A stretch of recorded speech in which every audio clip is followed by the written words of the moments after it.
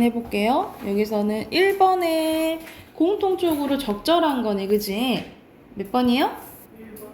1번. 그쵸. 자연물, 둘 다 자연물이 나오지. 그리고 2번에 적절한 거 고르는 건데, 여기서는 4번이에요. 여기서는 뭐냐? 5번에서는 둘 다 시간을 감정 전환이 막 일어나거나 이러지는 않죠? 그리고 3번은 윤동주의 삶에 대해서 나와 있잖아, 그치? 알맞지 않은 것은 4번 별을 노래하는 마음은 이제 민족 생각하는 거라 했죠, 그쵸? 그리고 4번에 시어 찾는 거네? 바람이에요. 자, 43쪽 가서 순서대로 1번에 말없이, 2번에 우러러, 3번에 사뿐히, 그리고 4번에 순서대로 기억, 리을, 니은, 디귿. 여기가 됐을까요? 자, 비문학 꺼내볼게요. 선생님, 비문학 숙제 내줬나요? 안 내줬죠? 오늘 10대 할 차례예요.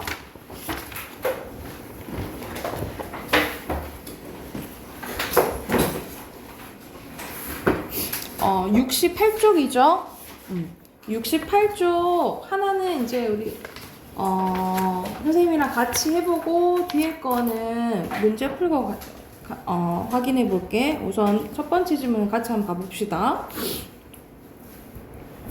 총 4문단이고 여기서는 제주도의 초가집에 대해서 나오네. 문단 표시하시고, 자, 첫 번째 문단 68쪽이에요. 68쪽 비문학. 아니, 저거. 이거요? 아니요. 네. 68쪽.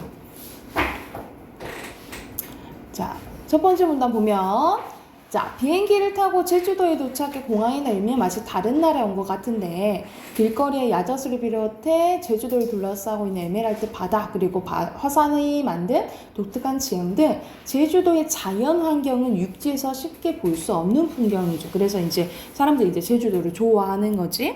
그리고 중국 사람들이 제주도 땅 엄청 많이 샀다 그러잖아요, 그죠? 요즘에는 제주도가 그 해외여행 가는 것만큼 비싸가지고 아예 요즘에 일본 많이 간다 그러더라고요.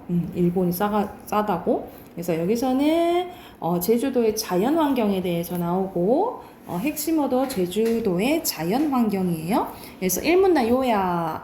빈칸은 당연히 제주도겠죠? 제주도의 독특한 자연 환경에 대해서 나오고, 2문단 보면은 흔히 제주도를 삼다도라고 하는데 뭐가 많아서 여자돌, 바람이 많다는 이야기인데, 이러한 제주도의 특수성 때문에 제주도에는 육지와는 다른 제주도만의 주거 형태가 만들어졌다.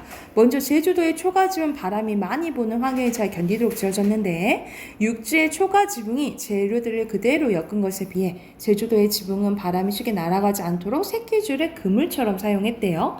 즉, 새끼줄로 재료들을 엮을 때 물고기를 잡은 그물처럼 엮었고, 새끼줄로 지붕을 감싸 고정시켰는데, 또한 육지의 초가지붕은 집, 갈대, 왕골, 띠, 풀 등의 재료 가운데 주로 짚을 사용해서 만들어졌으나, 제주도의 초가지붕은 짚이 아니라 모두 주로 억새로 만들어졌대요. 그 이유는 제주도의 돌, 그 중에서도 현무암이 많기 때문인데, 제주도에는 현무암으로 땅이 구성되어 있어서 육지와 달리 물이 바로 땅속으로 빠집니다. 이 때문에 벼농사를 거의 짓지 못했고, 그러다 보니 볕은 매우 귀한 재료였대. 그러니까는 이 볕 대신에 뭐를 사용하겠다? 억새를 이제 사용하게 됐다라는 이제 자연 환경에 따라서 뭐가 달라진 거야? 주거 형태가 달라진 걸 얘기를 하는 거지, 그치? 그래서 여기서 중요한 문장은 이 부분이라고 보시면 돼요. 여기 문장이 중심 문장이고, 그리고 핵심어는 제주도만의 이렇게 주거 형태가 달라진다라는 거지, 자연 환경 때문에.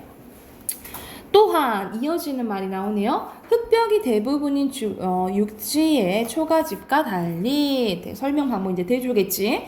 제주도의 초가집은 흙벽 바깥에 돌을 더 쌓은 형태인데, 이는 제주도에 돌이 많기 때문이긴 하지만 바람을 막기 위해서 만들어진 것입니다.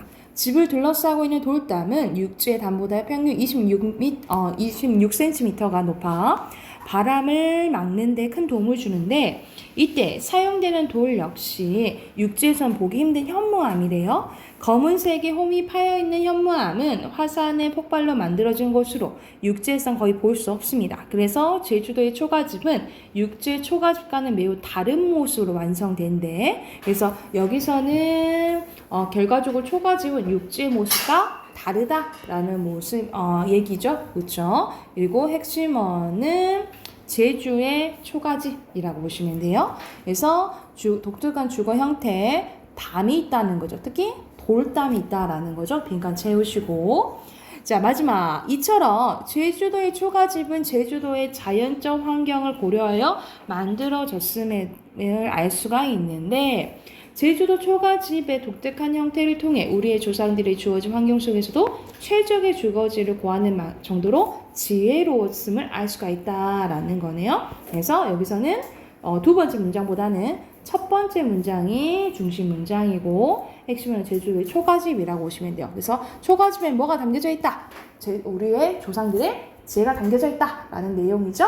그래서 1번, 2번 바로 해보면 1번에 제주도만의 자연적 특성이 반영된 제주도의 뭐에 통해서? 초가집의 형태를 통해서 지혜를 알 수 있다라고 했고요. 여기서는 윗글에 대한 설명을 적절하지 않은 거네. 화제 제시하고 이해 들었나요? 네. 그치? 그리고 3문단에서는 요약하고 미래에 대해 전망하고 있나요? 요약은 맞겠죠, 그치? 근데 전망은 아니네. 2번이에요. 여기 볼 수 있어야겠지. 뒤로 넘겨서 70페이지부터 72쪽 문제 풀고 답하기 바로 할게요. 이거 하나씩 갖다 줘요. 네.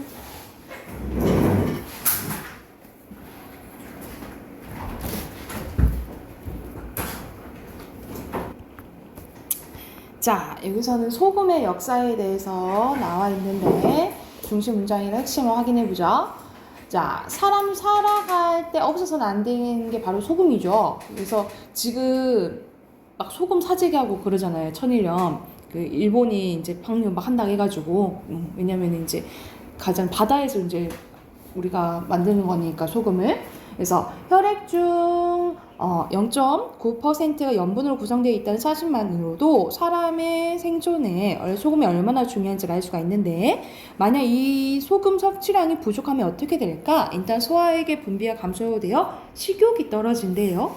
그래서 몸속 소금이 부족해지면 우리는 무력감과 피로감을 느끼게 되고 정신적으로도 불안감까지 느끼게 된대. 그래서 여기서는 우리가 살아가는데 꼭 필요한 게 뭐라는 거야?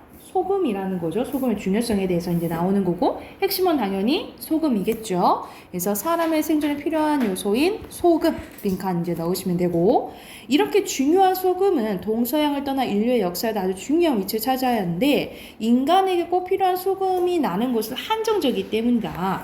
이미 선사시대부터 소금을 얻을 수 있는 소금 호수, 소금 바위가 있는 장소는 교역의 중심지가 되었고, 산에서 사냥을 주로 하며 사는 사람들이나 땅에서 농사를 지으며 사는 사람들은 그들이 잡은 짐승이나 농산물을 소금과 교환하기 위해서 소금이 나오는 모이기를 했대요.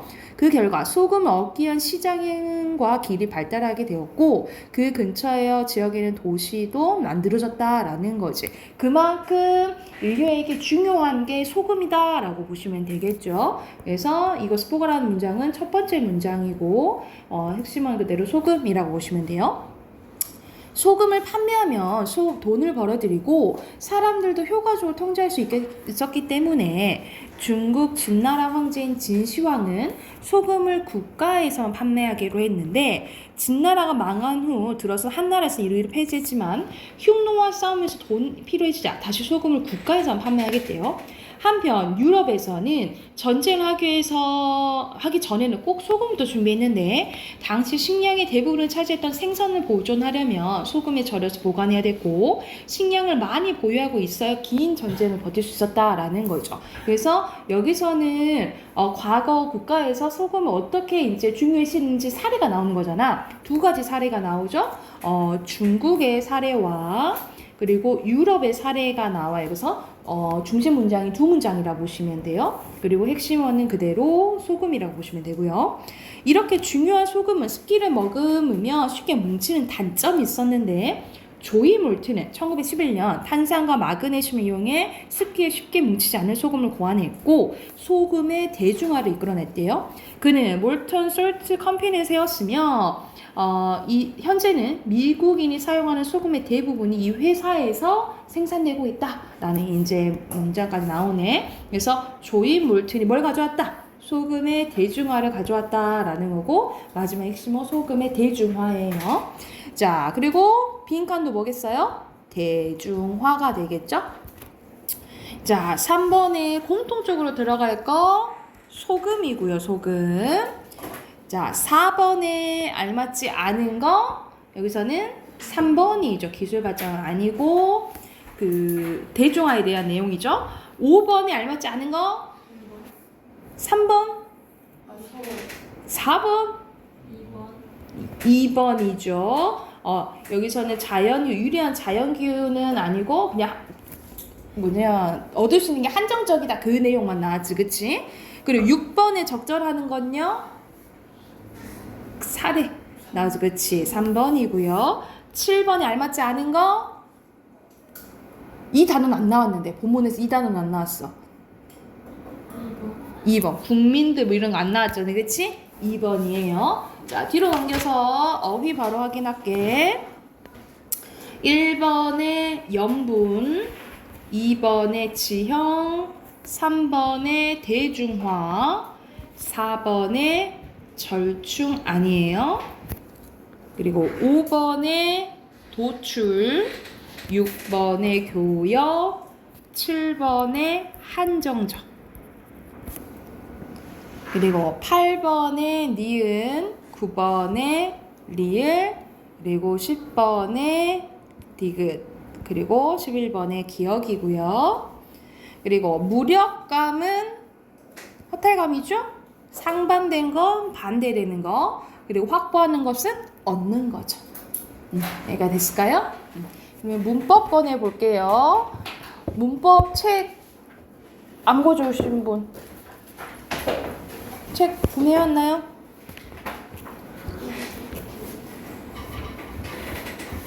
(13쪽부터) 답 확인할게요. 원래 15쪽까지 안 푼 친구 그때 있어가지고 선생님 숙제로 내줬었죠, 그치? 답 확인하면 되죠? 답 확인할게. 1번에 모음은 막힘이 일어나지 않죠. 13페이지예요. 그리고 2번에 모음은 혀의 위치나 입술 모양에 따라 분류할 수 있죠. 단모음, 이중모음 하고 나눌 수 있지, 그치?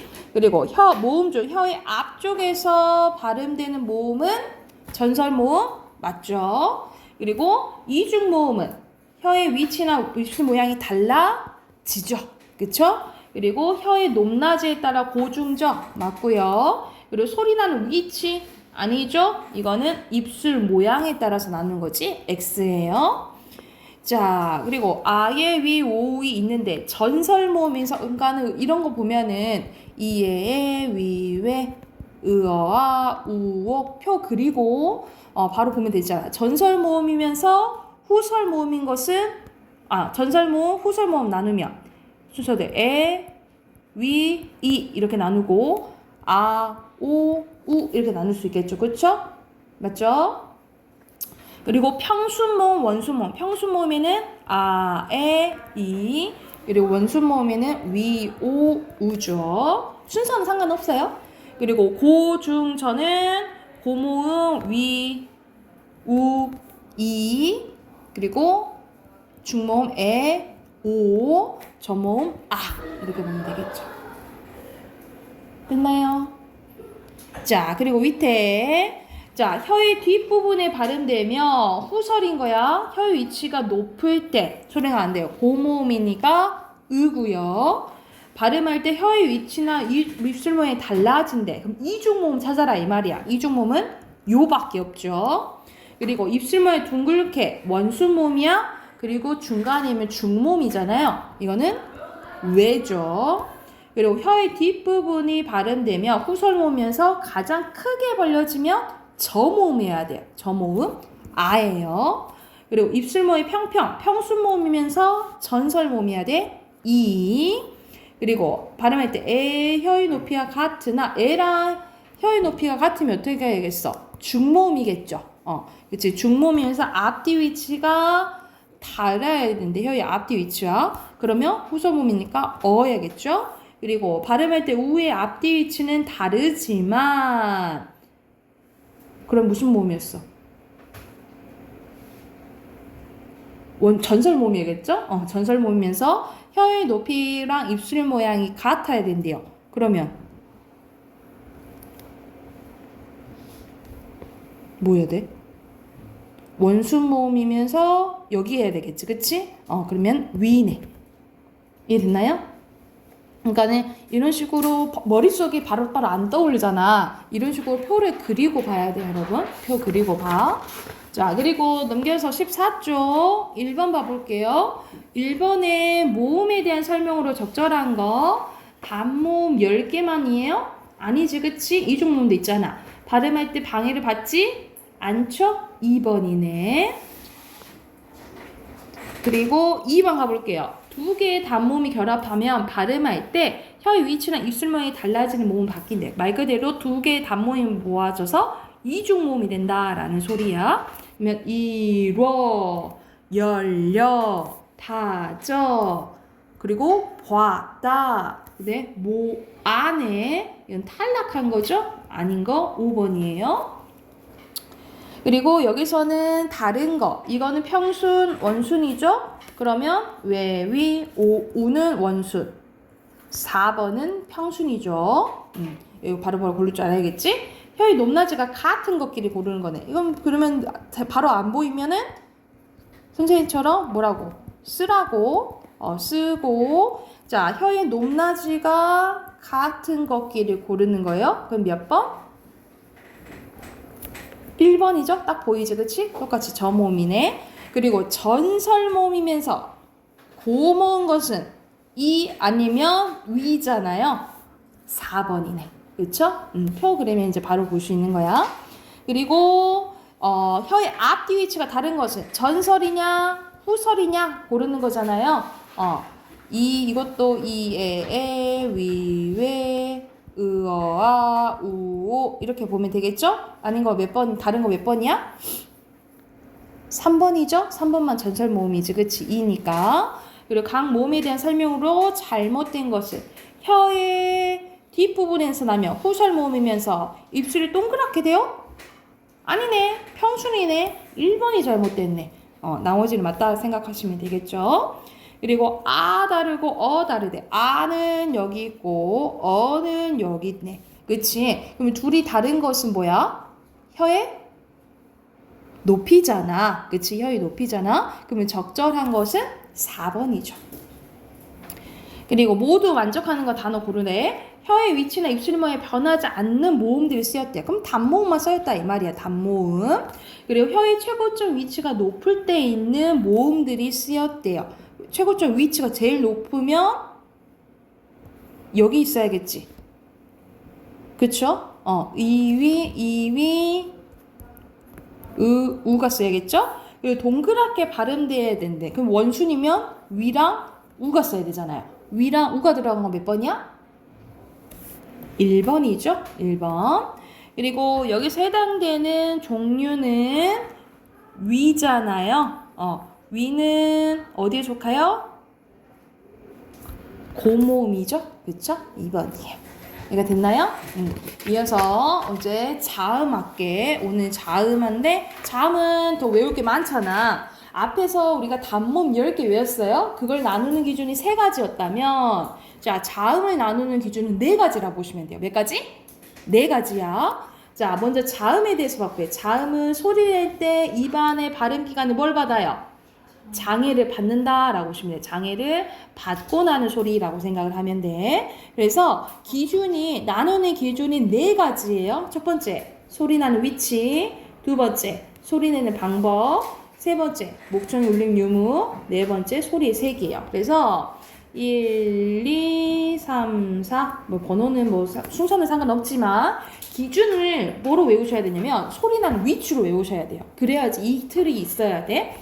이 틀이 소리 나는 위치를 중점적으로 생각을 하시면 돼요. 자, 먼저 첫 번째 기준은 소리 나는 위치인데 소리 나는 위치에 따라서 어떻게 나눌 수가 있냐면 입술 소리,